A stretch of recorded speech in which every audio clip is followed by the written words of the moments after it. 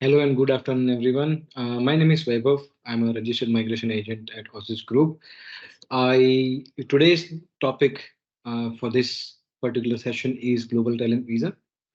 We are going to start from my presentation, and then you can also put in your questions in the comment box, and then I will take the questions as well.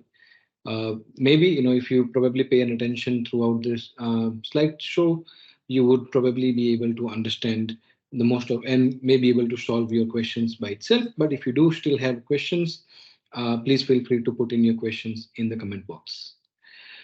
Before we start, at Aussizz Group, we are expert in migration and education, as well as we have an additional products, which are PT tutorials, IELTS tutorials, and CCL tutorials, where we assist candidates in passing through or preparing for those exams and passing through those exams. And we have a getmypolicy.com.online. So basically where you can purchase all your health insurances and compare the insurance options with all the service providers and choose the best one that suits your needs. We also assist international students in enrolling in a professional year course. And we have an 𝐜𝐸 app that helps international students or international applicants to put in their information and then get a customized solutions for their particular case, including what are the state nomination options open for their occupations, what are the visas they can apply for that particular occupation, etc. With Aussizz Group, we have more than 15 years of experience in migration, and we have more than 35 plus migration agents who are specialized in most of the visas. We do specialize in global talent visa, where right now we are going to discuss about. So basically, a global talent visa was introduced in November 2019, and the government's objective was to target and overseas highly skilled workers to come and contribute to Australia's growth. Now, when a highly talented person comes to Australia, they don't only work, but they also get paid well. So they pay good taxes. Also, because they are very highly skilled, they put in a lot of information, a lot of efforts in passing that knowledge to people. They also establish unicorns. They also probably have a potential to participate in Australian businesses and its growth. So therefore, the Australian government had introduced this program with the aim to import or migrate and international highly talented people from different sectors, which were their priority sectors. Now, basic criteria for a global talent visa, or especially under this global talent independent program, because global talent visa has two streams. One is a GTI stream, and the other one is a direct stream, where if you do not qualify under the global talent independent program, you may still be, you may look into qualifying for a direct visa as well. Now, in that case, if you're let's say a sports person or an academic researcher who's got a highly international recognition, then yes, you can also apply under a direct stream. Even musicians, sports persons, actors can also look into those categories because they're highly talented and recognized throughout the world. Now, what are the requirements for a global talent independent program? So there are basically, you have to see whether you fall in any of these target sectors that we will discuss soon. Second requirement is internationally recognized in the target sector. So you have to have an internationally recognized achievements in the particular target sectors. You must have an outstanding achievements in those areas. You must demonstrate that you will be an asset to an Australian community if you are granted a permanent visa. And you still have to be prominent in the target sector that you have mentioned. And you also have to meet the income requirement. Apart from that, you also have to ensure that you have a nominator who is an Australian citizen or a permanent resident. Now, the target sectors are resources. Now, also resources have a sub-target sectors, right? Agriculture, food, and agriculture technology. So, let's say we had a candidates who had, worked on an AI for an agriculture technology to improvise the and help farmers in achieving greater efficiencies in agriculture industry. And they had an approval through this category. So the applicant was actually overlapping in digitech as well as the agritech, because they had utilized the digitech to influence the agriculture industry. So that's why we went into agriculture technology. Energy, which is like more of an electrical generation, especially renewable energy, is very highly in demand. Health industries could be any of them, as long as you can demonstrate that you are highly talented in that area. Defense, advanced manufacturing, and space, that's a wide area. So we had an applicant who worked in a defense equipment, especially um, identifying or uh, making a new defense equipments which can help the government in the defense sector, right? Circular economy, again, they have a lot of subsections in it. Digital technology, that also has a subsections in it, which is, let's say, if you're in a financial technology as well, or if you're in, let's say, a cybersecurity, etc. And it's a wide range of options available in that category as well. Infrastructure and tourism, financial services and fintech. We had a lot of candidates getting an approval in fintech, in financial services, because we have come across a lot of candidates, especially from countries like Singapore, USA, UK, Canada, and Dubai, where candidates had worked in a multinational banking sectors, where they worked on a fintech projects, and they had actually revolutionized the fintech industry, financial services, especially for that particular bank or a service provider. Now, what are the talents that they are looking for? So when you say you must be highly talented, what do they look into? Right? So they look into whether you have, let's say, any exceptional achievements, like you have awards, you were published, your name was published somewhere as an let's say exceptional for your exceptional performance, or you were invited to a well-known industrial association to speak about your achievements or share your knowledge, or even if you've been, let's say, we had candidates who had been invited by universities to speak about that particular topic or their area of achievements, and share their knowledge to other people. The journals, let's say, if you have published journals or publications that has been recognized by any particular journals and any particular magazines as well, those are ones also are one of the you know evidences that you can provide as an exceptional evidence achievements. Even patents under your name would be one of the sections as well, where we had, let's say, candidates who had patents under their names.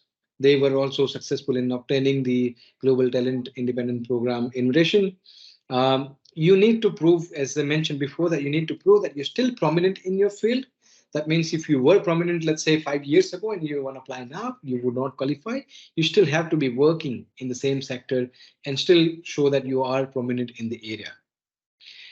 You have to demonstrate by showing that how you will be able to provide, be an acceptful person in Australia. So you can write a letter explaining what are the things you can do for Australia. Let's say you can work for an Australian business, help, you have an ideas that you can share, saying that these are my basic ideas that I would probably want to implement if I get an, let's say, a funding from different let's say funding organizations, or if you find a partner who is an Australian citizen. If you don't have funding, then you might find an Australian citizen or a permanent resident to partner with you, or you're going to work for an Australian company which is highly recognized or has an international presence. Both will be fine. If it is a national company as well, like for example Telstra, would also be acceptable, as long as your work that you are going to show is going to be exceptional.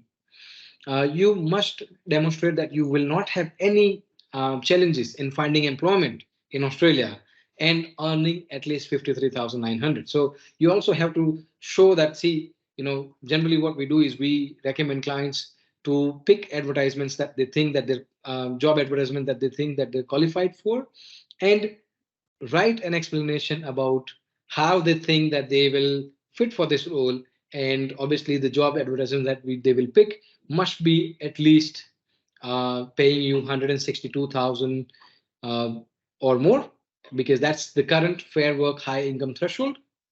And every year it increases by approximately 5,000. So I assume that from July onwards, it will be somewhere around 168,000 or so. You must be in leader in your respective sector. So if you're working, let's say if you're working for an international company or a bank or any organization in your area, in your area of expertise, then that organization, in that organization as well, you must not be in a mid or a lower hierarchy. Your position in the organization structure must be one of the senior ones. So if you are not seniors, we have seen people in applying under the mid management categories, and some have gotten approval, some haven't gotten approval, because the reason mentioned in the outcome that you're not being invited because you are not working in a senior position, you are in a mid-level position where we don't believe that you're still prominent, and you might really want to apply afterwards, because once you probably secure a senior role. So your senior role in your area of expertise would really help. uh, if you're working in a highly competitive international organization, that I have also mentioned before, that if you are working for, let's say, an international organization, that's better, multinational companies, or if it is not a multinational company, and if you have worked in different countries, but those companies had national and international reputations, that would also be acceptable. And the company that is going to give you a job offer in Australia, or if you have a job in Australia, that company also has to have a national or international reputation. You must have completed international projects. Generally, we do recommend you to include the projects that you have done during um, your work. Like, let's say, the projects that you can write down all the projects that you have done, explain what was the role, how did you contribute to that particular projects, and how successful was it, and what impact that project made on the people's life as well as in that particular industry. So you can definitely include different kind of projects, even if it is a small one. But if it was a great achievement, then yes, definitely you should mention those ones. Now, how you can demonstrate that you have an international achievements? So let's say if you are in a technological field, then technical achievements, awards from your companies, or awards from any associations that you are participating in, media articles about you or your achievements. If you have achieved any vendor certificates, like for example, Cisco has a lot of certificates, Microsoft has a lot of certificates, that also uh, puts a little bit of weight, not a complete weight, but obviously it can make a difference. Your employment history, and again, the nature of your employment, the companies that you have worked for, all those things will also matter, because they will look at whether you have worked for good companies, and what sort of roles you have worked in, and and they will also look into if you are a part of, let's say, any industrial association, what is your role in that industrial association. Even if you're a member, you can include that. You should provide your detailed CV, because your curriculum vitae will talk about your projects, your work experience, your education, all your achievements, and you should highlight those things. We generally recommend writing a cover letter explaining all your cases and explaining why you think you are qualified for this particular visa program, and how you differ from other candidates in your category. Research, generally, let's say, if you've completed PhD, you can provide your academic appointments, honorary appointments, invitation to international conferences, journals, articles, any patents you have under your name, any funding or grants you have received, even scholarships for PhD would be counted. Or if you have got any private funding for doing particular research, that is also a proof that you are a talented person, and therefore some company or an organization or a university has funded your project, right? Any industrial collaborations or projects, or even internships that you've done with highly recognized institutions or companies or organizations. If you have worked for a government, or if you have worked with government projects as well, That is also one of the evidences. And this does not have to be in Australia. It can be overseas as well. So basically what they want to see is you have some sort of talent that can demonstrate that, yes, you will be an asset to Australia, right? And you have technical achievements. Business, like let's say if you have a business ownership, we had a clients, let's say, who had a fintech companies. They started and then they sold that company, and they showed that they had a business turnover, the business value from zero to went up to, let's say, certain amount, and then that was acquired by XYZ company, and that was, they had a documentation to prove that. So those kind candidates were able to get an approval in even less than 10 days time. Any business achievements, if you have, let's say your business was named for any sort of awards, or if your business was also captured in news or publications or magazines anywhere, that's also one of the evidences. If your business received any venture capital fund or seed funding, that is also an evidence that your business was um, doing something better. That's why the company had actually invested in your business, right? So because venture capital fund and seed funding companies would only invest if they find that your business would be worth investing in and would have some sort of potential to grow. So therefore, those evidences are also one of the ones that can demonstrate your achievements. Other areas, let's say employment histories with reputed organizations, that can also be counted, as I mentioned earlier. Your academic qualifications, authorships, if you have published any books, any even let's say if you are running blogs, that can also be counted. Uh, any recognitions that you have from any bodies that is in the same area of your expertise. Statements, recommendation letters from industrial experts. I would also recommend you to get as many as letters or recommendation letters that you can get from the industrial experts. Let's say that could be from your previous directors, bosses who are in high up in ranking in their position. Let's say somebody working in a bigger international company in a senior role, writing a recommendation letter for you would make an impact. Similarly, let's say if you studied a PhD and your professor is writing a letter, that would make a good impact. So I would generally recommend you to get at least 5 to 10 references from different people around the world. If you have worked in multinational companies in multiple countries, I would recommend you to get as many as possible, and few should be from Australia as well. So that makes a big impact, right? Students who have completed PhD, your academic qualifications, your high achievements in your studies would also be an evidence. Your academic awards or your research that was also recognized by other publications, or your university or your professors, you have any markings, those things also will impact. Any particular impact of your research in the industry, as I mentioned by an example that my client had done an agriculture project where they applied artificial intelligence in the agriculture industry, and that made a big impact on the industry. And that is how that person was able to prove that that person has got some achievements that is extraordinary compared to other people. Further details that you need to show is you must be prominent. You need to show that you have recently achieved as well, and uh, if you have completed, let's say, PhD in within last 3 years, or you're going to complete a PhD in next 6 months, that is also an evidence that you are currently prominent in your field.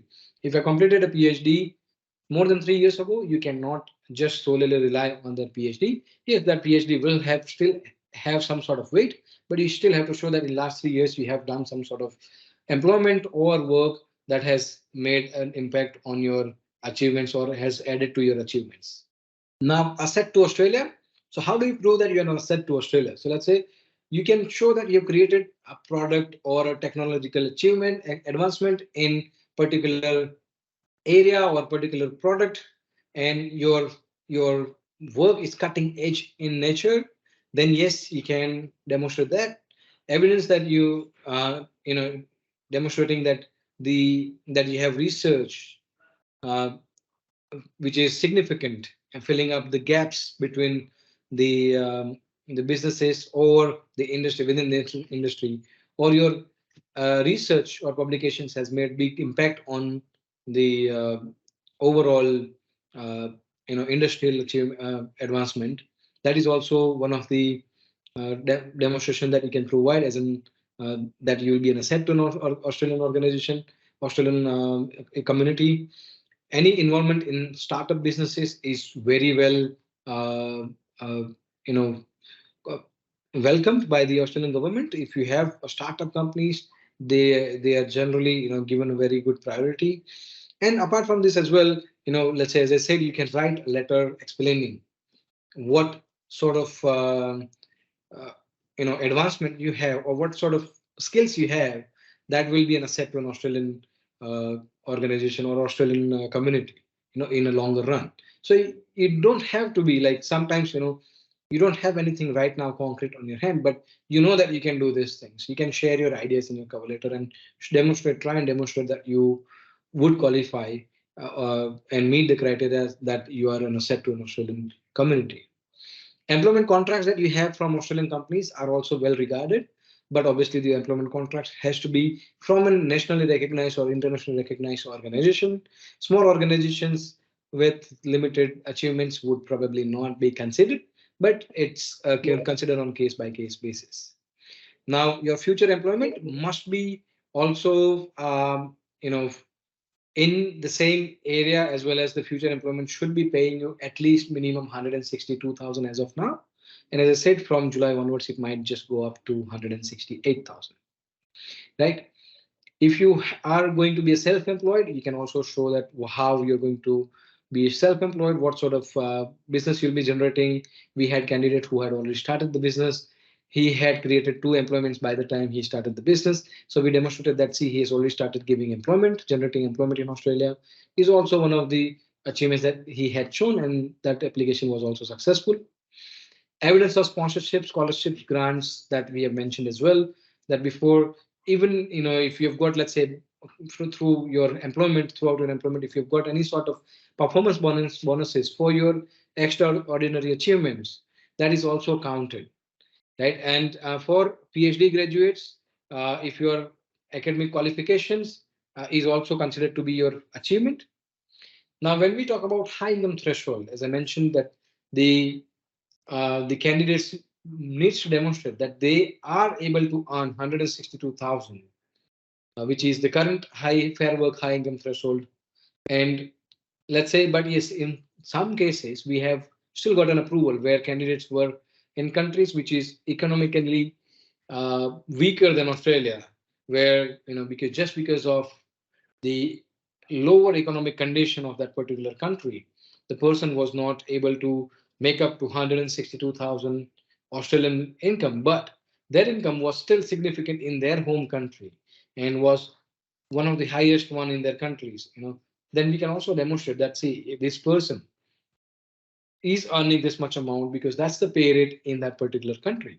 But if the same person was to work in Australia, they might have got more than 162,000. So that can also, with an examples and explanation, you can also demonstrate those. If in that case, in this kind of cases, you can demonstrate that how you will be meeting the income requirement. Just because of the economic condition of that particular country, you are being disadvantaged by not meeting the requirement.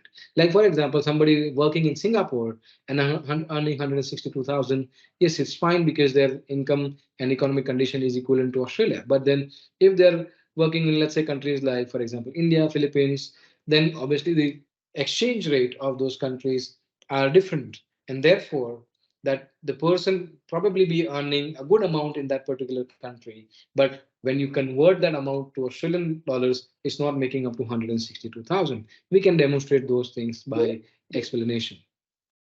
And as I mentioned, that the high income threshold is subject to change every financial year, which means the 1st of July.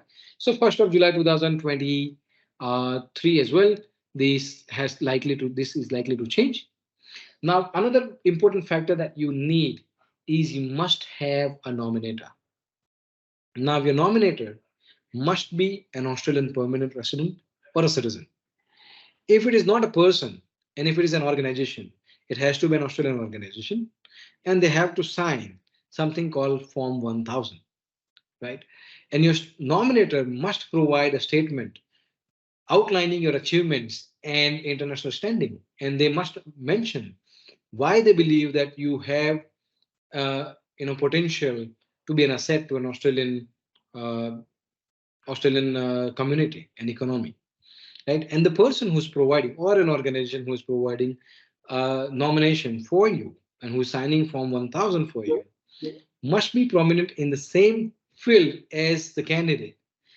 That means the person will also have to show that they have also achieved something in the same field, and therefore they are able to nominate this person, or they are nominating this person, right? Let's say a person who is a good footballer or a soccer player can nominate another soccer player because they are expert in the same field. But the soccer player cannot nominate a cricketer because soccer player's expertise is in soccer, whereas the other person's expertise is in other sport.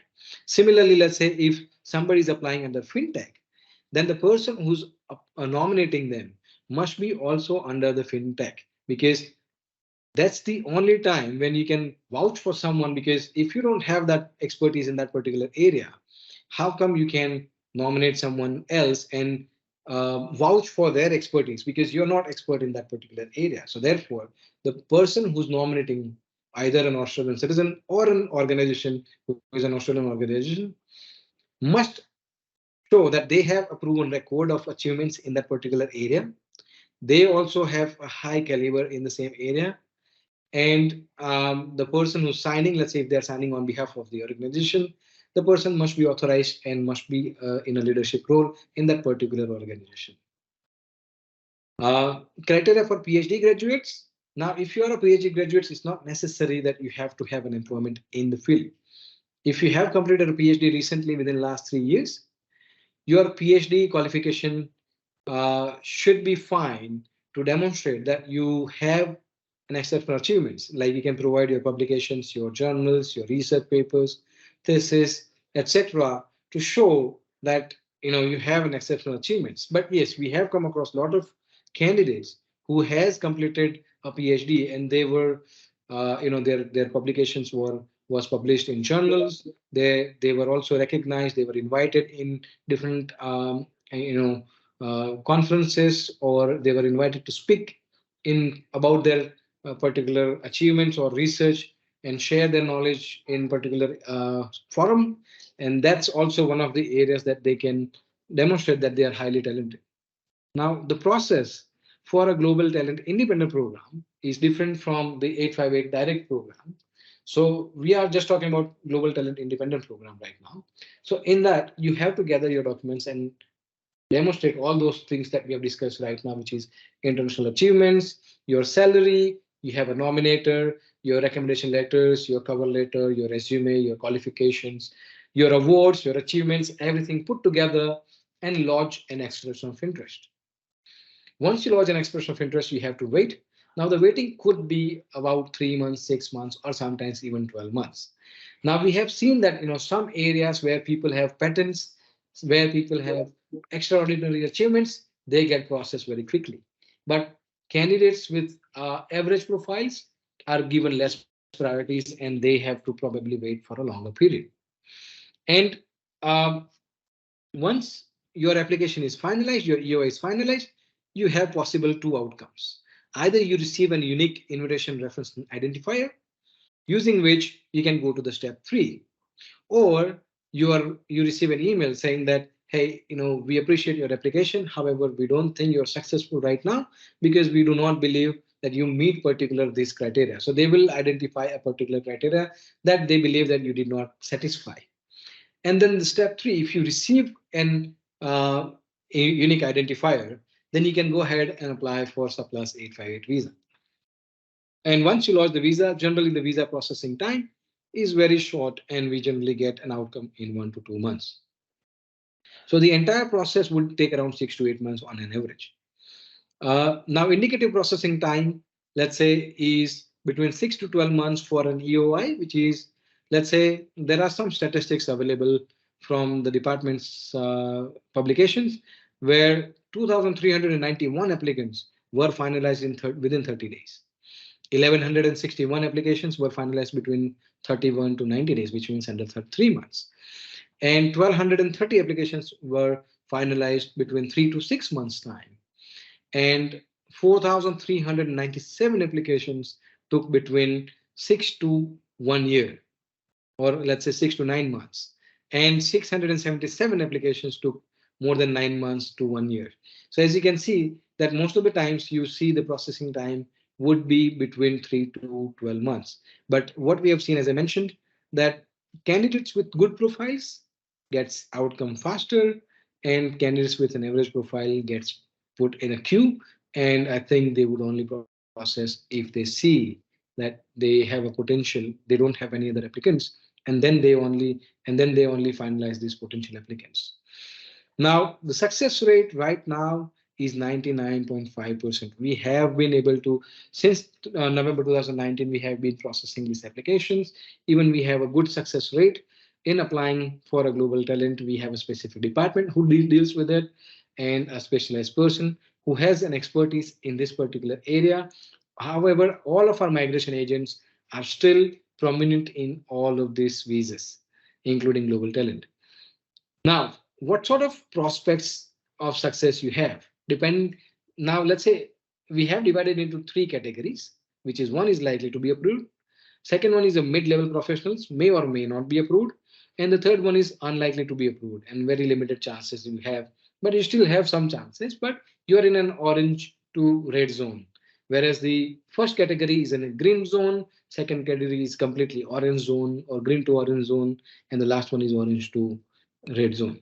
Now, likely to be approved means you hold patents, you have presented in national or international conferences, you have international publications and journals recognized internationally, or you have received awards, achievements, that kind of through the international platforms. Then also that is also likely to be approved. Extensive experience in senior leadership roles in multinational companies, different kind of projects that you've worked in that has made a big impact in that particular industry. Those are the ones that are likely to be approved. Mid-level professionals, which are may or may not be approved, which is don't have a lot of patents under their name or don't have patents at all under their name, but they have worked in many international projects and they have worked on those projects but never presented in international platforms, never got that kind of recognition, but they're still their contribution towards that industry was still very high. Then they are still likely to still have a good chances that they will be approved. But yes, you cannot be 100% sure. That is based on the complexity of the projects, based on your industry, and based on the number of applicants in that particular industry, the outcome may differ. And applicants who are not likely to be approved, I would recommend not to try for them, is limited work experience, worked in a small scale organizations. However, if you've worked in a small scale organization, but it's a unicorn and your idea is different, then again, you would probably come into likely to be approved because your work is totally different kind. Like, let's say, for example, Uber, if somebody started an Uber, let's say, and applied for this kind of in this global talent program, let's say 10 years back, yes, they would have been approved because their idea was revolutionizing in that particular industry. So if you have a revolutionizing ideas and your work is still at a small scale, that's completely fine. They will still be acceptable. Now, we are happy to take any questions you have. So I have one question here.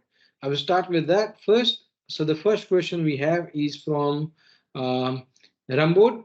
This is Rambod, PhD graduate in biotechnology, 2022 from University of Mysore. How can I get my eligibility for global talent visa? Now, Rambod, if you have a PhD graduation and then after, and if you are able to demonstrate, as I mentioned, that you have got publications, you have a potential to find employments. Let's say if you have got an employment offers in your country as well, I assume that you are in India. So if you have got offer of employment in India, that is also one of the evidences that you can show. Or if you have started working as well, that is also one of the evidences that you can provide to show that you are, you have a potential to earn this much amount. Now, if you have completed PhD and if you had published some sort of thesis or research papers are um, which are you know revolutionizing, or if those ideas are impacting the industry very well, or your research is contributing towards something bigger, then yes, that is also one of the things you can put in your application. Now, I would recommend you to find a nominator in Australia who probably would want to nominate you for this category. Now, if you're from Iran as well, as I mentioned, that your country of origin does not really matter. But as long as you have completed the PhD, and if you can demonstrate that you are exceptionally talented person, you can apply for a global talent. And I would also recommend, I generally recommend a lot of candidates to contact the global talent officers through LinkedIn, or if you ever see, keep an eye on the global talent website that is available on department's website. So they have a separate global talent page or a website as well, where you should keep an eye, and you should see if there is any event happening, because these case officers do participate in a lot of international platforms, and they identify candidates. Like one of my clients who I was applying for was presenting in one of the conferences in USA, and then she was originally from Pakistan and she was presenting there, and she got actually approached by the case officer, where the case officer said, "Why don't you apply for a global talent visa? And I would like you to be invited." And then the case officer directly approached that candidate. And then, however, we already had an EOI, so it made it easier for her case, because the case officer went back and she mentioned that she had the EOI already in place. So she asked for the details, and then as soon as she picked up the details, she went into those details and then approved her for the invitation. So that's also one of the good ideas that I would recommend that you should try, because when you participate in this kind of events as well, you are actually given a preference. I don't see any other questions, I believe, from anyone so far. Let me have a look. Yes. So the same comments that yes, you were studying in India for your PhD. That's completely fine. If you have studied PhD in India, as I said, the country of origin does not matter as long as your contribution is amazing and is extraordinary. So basically, Australia is looking for an extraordinary candidates to apply for this category. And we have seen recently in the last 3 to 4 months, the department has a little bit easen up. In between, before 3 to 6 months, to let's say if you go back from January 23 to let's say May 2022, the department was a bit strict and their criteria was stringent, but now they're a bit easy now. We have started seeing good approval rates as well nowadays compared to what it was in the past. Now, this session is also being recorded, and it will be published on our YouTube channel. So if you do want to watch it again as well, you can watch it. If you have further questions, you can also put those questions on those YouTube channels video as well in comment box, or you can also contact the nearest branch of Aussizz and book your consultation to discuss in detail, because each case is different, and global talent is very highly customized product where it's not like one suit fits all. It's very customized, and depending on your work that you've performed or your achievements, the outcome may differ even for similar profiles. Because if even a small change can make a difference in outcome. Now, there's another question from Alan. Is invitation to apply a sign of success? Yes, if you are invited, we have not seen any visa refusal once the candidate has got invitation through the EOI process. That means, once, yes, we did have some questions coming in, or for further queries coming in, because the second case officer was not convinced with the factors, but we have never seen anyone being refused in the second stage after getting an invitation. Shall I send my resume and documentation to evaluate to your company, yes, Rambo, you can share your resume to our team, and then they'll pass it on to a global talent team member who will then get in touch with you, assess your profile, and tell you honestly whether what sort of chances you have. If we believe that your chances are thin, we will tell you your chances are thin. If we believe your chances are great, we will tell you your chances are great. So we will be very honest and transparent in our advice. The purpose of creating this conclave as well is to create awareness within the international community, because what we have seen is a lot of candidates have been deceived by incorrect information, whether they have researched on their own or they have actually been advised by someone else to apply for this category, even though their profile was not really great. So I think it's better to always get an assessment done and realistic understanding of what is likely to happen with your case. So I would always recommend you to, yes, go through your details. And Rambo, my colleague, will put in the email address where you can send an email. So our marketing team will put an email shortly where you can send an email with your resume so that our team member can assess it and get back to you. So I think that's pretty much it for the day. We thank you for joining us today and participating in this event. We do have lots of topic covered throughout this conclave, and we also have giveaways, which is $100 voucher for candidates who are participating in the events on a regular basis, asking questions. And basically, if you are actively participating in the event, not just being a spectator, then you are likely to win a $100 voucher to spend it anywhere. Um, that's all for today, guys. And thank you for joining us. And we wish you a good luck for your future.